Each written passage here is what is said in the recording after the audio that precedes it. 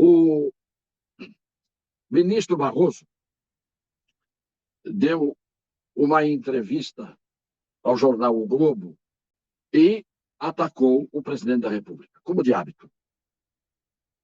O que não é, evidentemente, cabível, nem é papel de um ministro juiz de uma Suprema Corte, e muito menos de um presidente de um Tribunal Superior Eleitoral, num ano eleitoral, que, ao fazer os ataques e os comentários que ele faz sobre um dos eventuais candidatos, especificamente o presidente da República, porque só esse é atacado, só isso bastaria, pela lei, para tornar impedido de atuar nos julgamentos em que fosse o presidente da República o julgado, o ministro Barroso estaria impedido pela lei.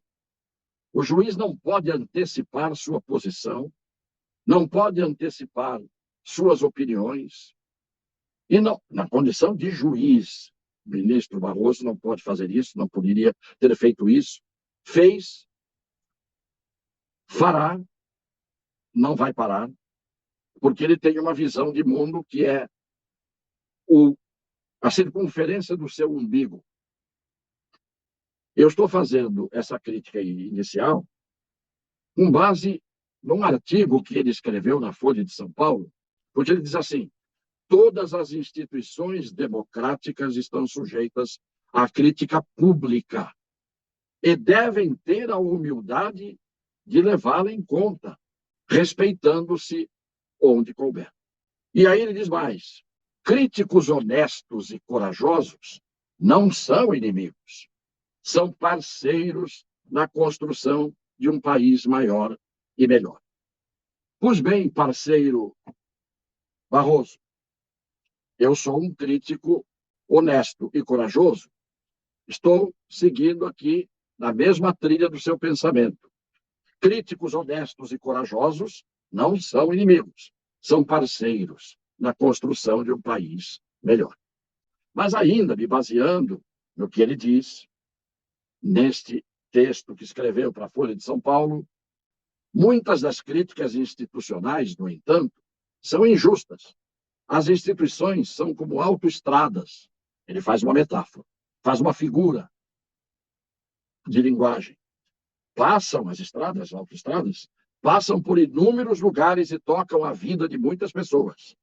Se alguém fotografar apenas os acidentes do percurso, transmitirá uma imagem distorcida do que elas representam. Não, parceiro Barroso.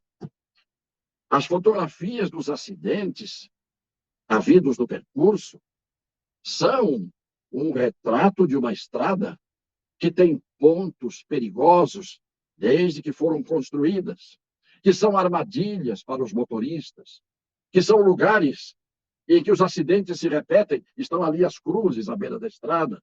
Há estradas, autoestradas, que são, sim, estradas chamadas da morte. E os acidentes do percurso fotografados são exatamente esses acidentes que as instituições, que o senhor compara às estradas, cometem, praticam, pelo descumprimento da lei, por se rasgar a Constituição, por se antecipar na posição de voto no futuro, por se ter uma atividade político-partidária dentro de um tribunal. Tudo isso são esses acidentes das curvas da morte, das estradas da morte. O senhor deu o pior exemplo que podia dar. Mais adiante, o senhor diz, na sequência histórica, diz o ministro Barroso, com participação direta ou indireta do STF, vieram a ser presos 3 ex-presidentes da Câmara dos Deputados, 2 ex-chefes da Casa Civil, um ex-secretário de governo da Presidência da República, ex-governadores, alguns dos maiores empresários do país e um político símbolo da corrupção atávica. Perceberam que ele cita os escalões, os detentores dos mandatos, os cargos de uns e de outros, e não citou que também, neste bolo todo, veio a ser preso um ex-presidente da República, seu amigo e parceiro.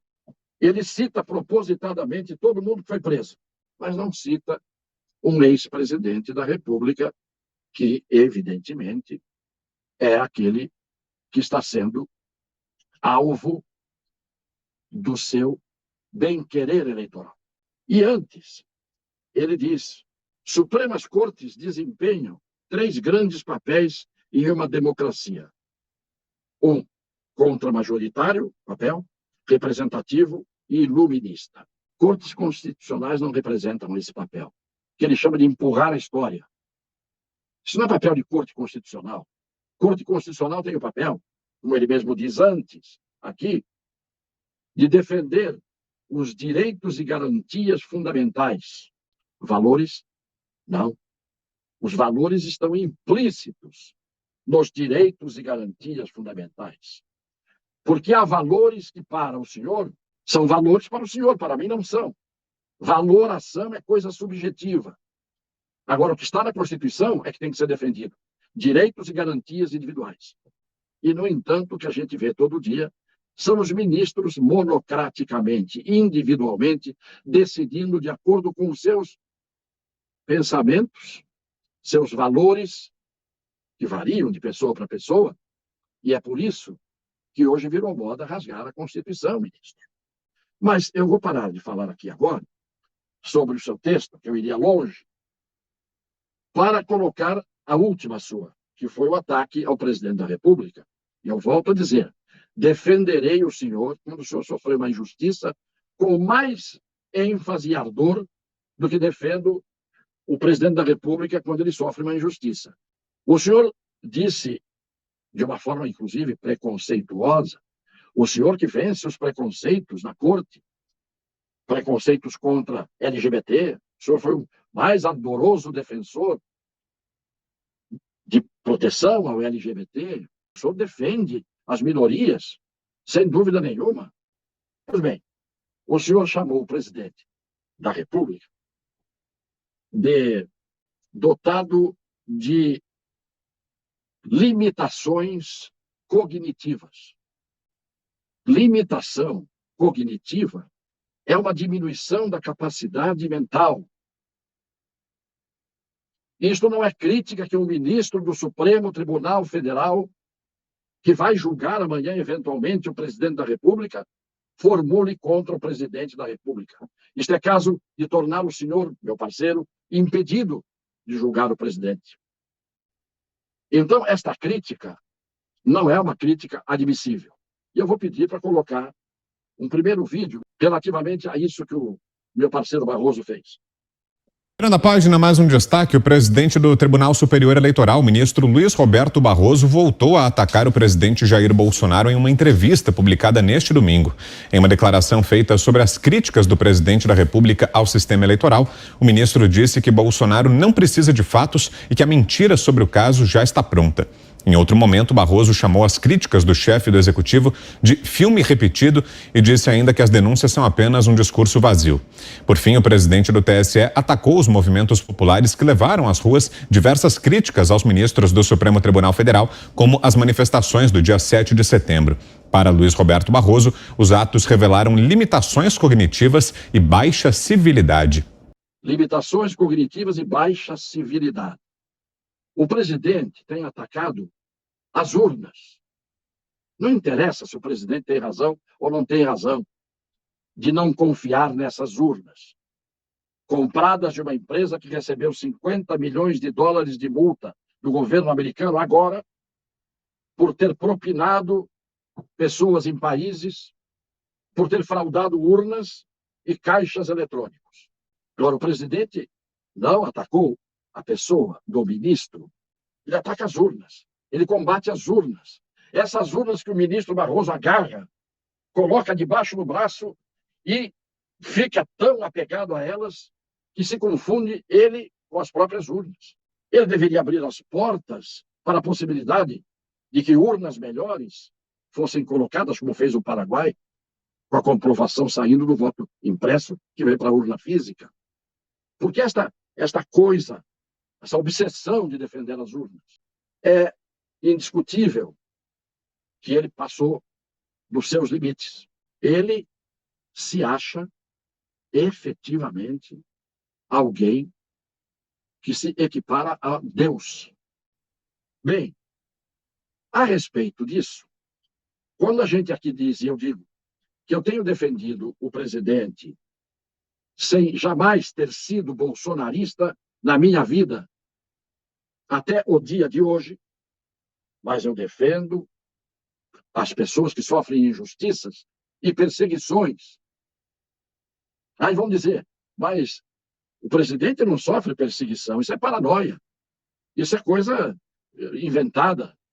Então eu vou pedir ao Bill Pérez, e peço que todos prestem muita atenção, nessa entrevista, o ex-presidente Luiz Inácio Lula da Silva deu a uma emissora de rádio do Nordeste. Receio quando o senhor diz que vai regulamentar a imprensa. Isso é uma censura velada. Eu não tenho medo, não. Ajude, rapaz. Não, mas como é que eu vou ajudar se o senhor está falando que vai regulamentar a imprensa? Olha, Bolsonaro, o que ele está fazendo aí, o senhor está vendo que a mídia está metralhando ele de manhã, de tarde, de noite. Correto? O senhor concorda? Concordo. Concordo. O senhor foi metralhado também de manhã, de tarde e de noite. Eu fui enterrado. Pois é. E que tipo de regulamentação é essa que o senhor quer fazer?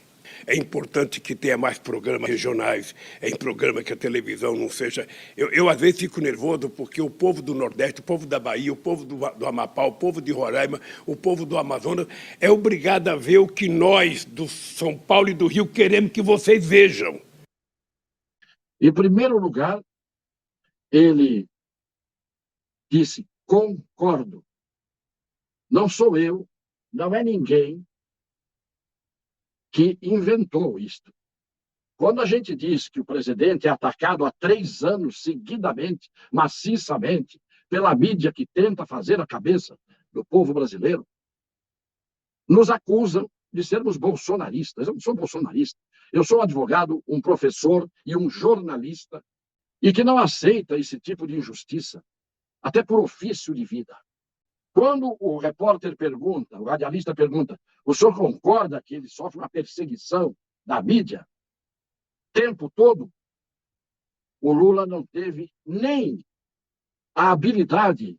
Ele poderia ter dito, concordo, mas é merecida essa perseguição. Ele nem isso falou. Ele disse, concordo. Quando o adversário máximo diz que concorda que há uma perseguição contínua da mídia em relação ao seu inimigo ou ao seu adversário, ninguém pode mais pôr dúvida de que isso está acontecendo. Eu mostro o fato, eu mostro a imagem, eu mostro o som. Depois, o presidente diz, o ex-presidente, eu fui enterrado, ele diz sorrindo.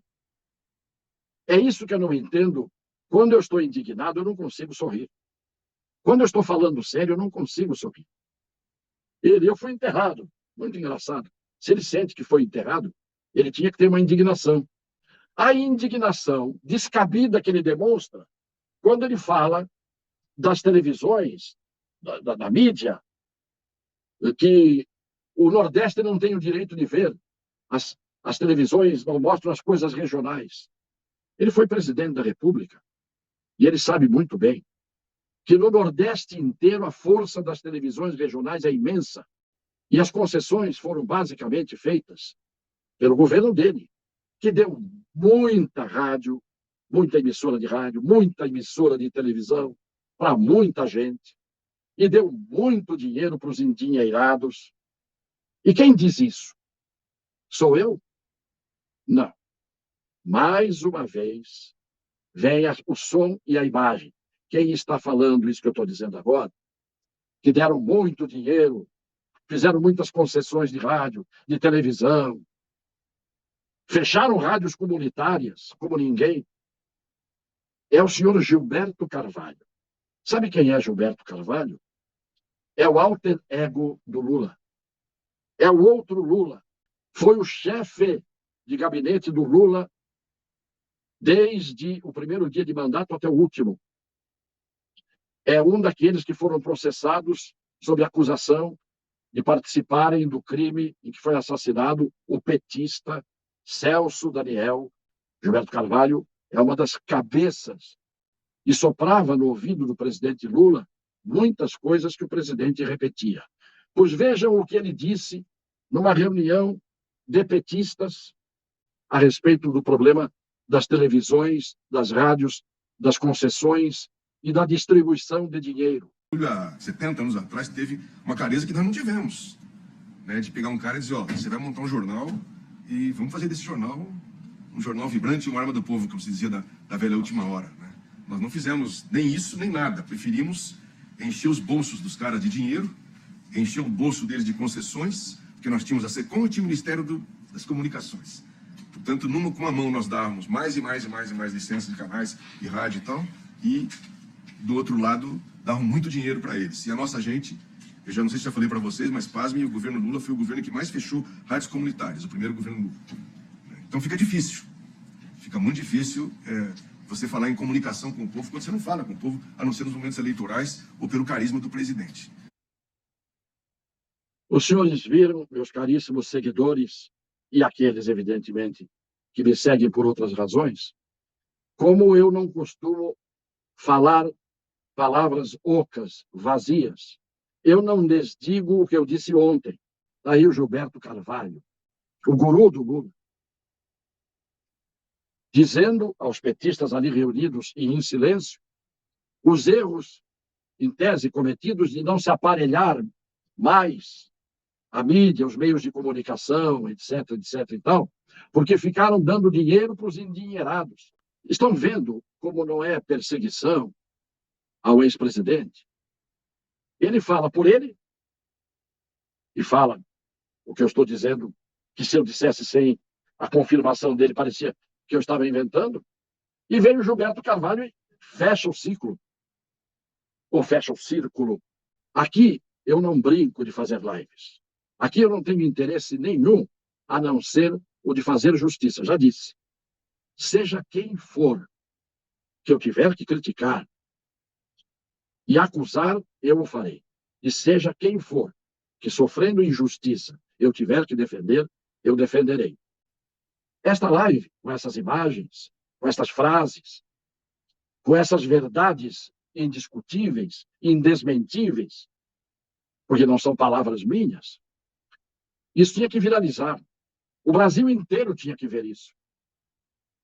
E não os jornais da Rede Globo, e não o que escreve a Folha de São Paulo, com aquela militância, e não o que dizem alguns ministros do Supremo, também militantes, porque têm suas preferências eleitorais, que não podem ter como ministros.